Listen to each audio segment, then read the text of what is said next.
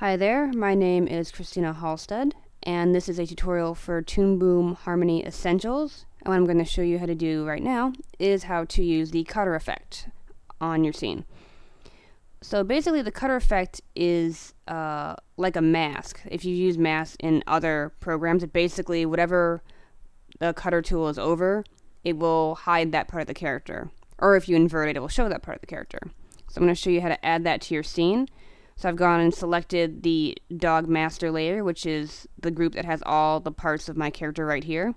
And there are a couple ways you can add that effect to the scene. One way is to right click and go up to insert and down to effects, and you can find cutter there.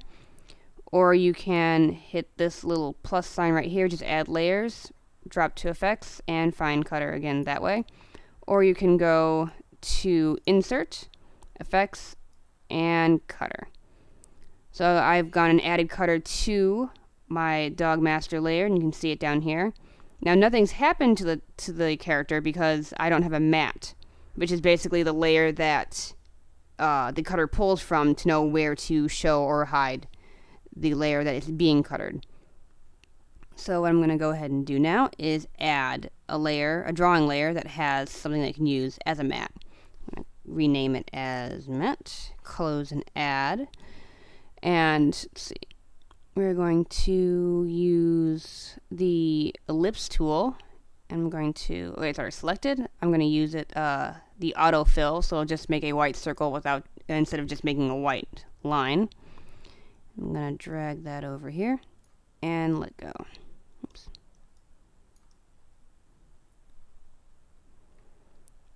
Okay. So as you can see, whoops, that's why it's being affected. It's actually in my dog master scene. Let's take that out of there. There we go. Alright, so here we have our white circle, and all it's doing is it's actually showing up in the scene because I haven't attached it to the cutter.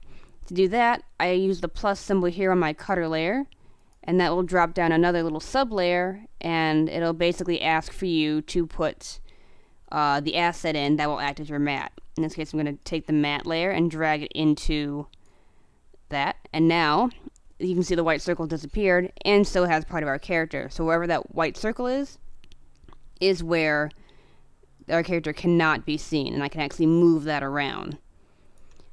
And if we go to cutter and look at its layer properties, we can see that there's actually no parameters or values that we can change at all. The only thing we can change is whether or not the cutter is inverted. If we go ahead and do that, that basically means anything within the circle, the mat layer circle, is what will be shown. And you can actually animate this effect by animating the layer that is acting as the mat. So let's say we want to move or change the size of the mat. So let's go ahead and shrink that down so we can just see the character's face here. I'm going to go ahead and extend our character here.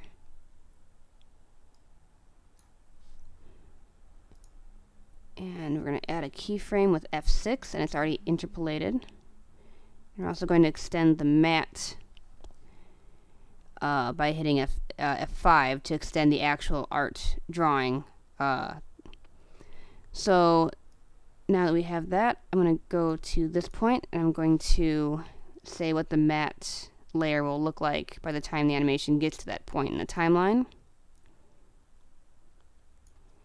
There we go. So the circle's now huge. If I were to take the mat off, you'd see that the circle has changed shape to incorporate the entire camera view. So if I go ahead and animate that,